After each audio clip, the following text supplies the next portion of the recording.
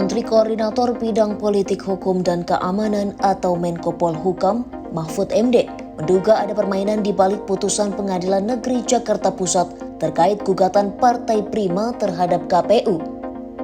Yakni salah satu putusan hakim yang memerintahkan agar KPU tidak melanjutkan tahapan pemilu yang tersisa hingga tahun 2025. Meski begitu, Mahfud tidak menjelaskan lebih rinci soal permainan tersebut dan siapa aktor di balik putusan penundaan pemilu tersebut. Selain itu, Mahfud juga mengatakan putusan tersebut tidak berkaitan dengan independensi hakim. Menurutnya putusan Hakim Pengadilan Negeri Jakarta Pusat keliru karena hal itu bertentangan dengan Peraturan Mahkamah Agung Nomor 2 Tahun 2019. Ada main mungkin di belakangnya, iyalah pasti ada main. Pasti. Oleh sebab itu saya katakan tadi, ini bukan soal independensi hakim. Kalau hakim itu tidak bisa diganggu-gugat. Tapi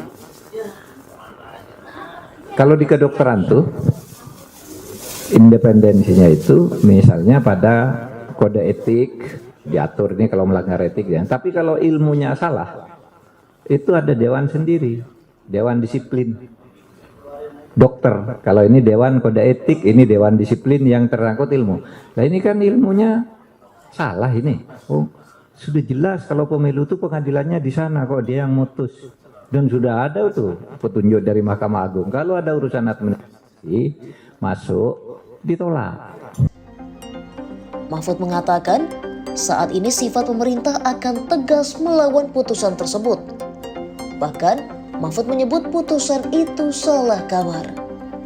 KPU pun telah menyatakan akan mengajukan banding atas putusan hakim yang dibacakan pada Kamis 2 Maret 2023 itu. Di sisi lain, Pengadilan Negeri Jakarta Pusat membantah adanya putusan pengadilan yang meminta KPU untuk melakukan penundaan pemilu 2024.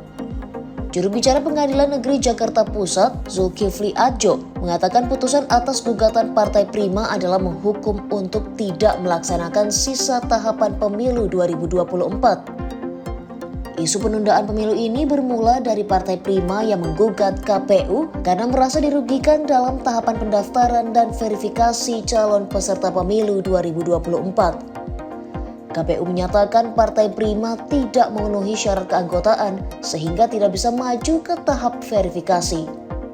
Sebelum mengajukan gugatan perdata ke Pengadilan Negeri Jakarta Pusat, Partai Prima juga telah mengadukan KPU ke Bawaslu dan Pengadilan Tata Usaha Negara atau PT UN.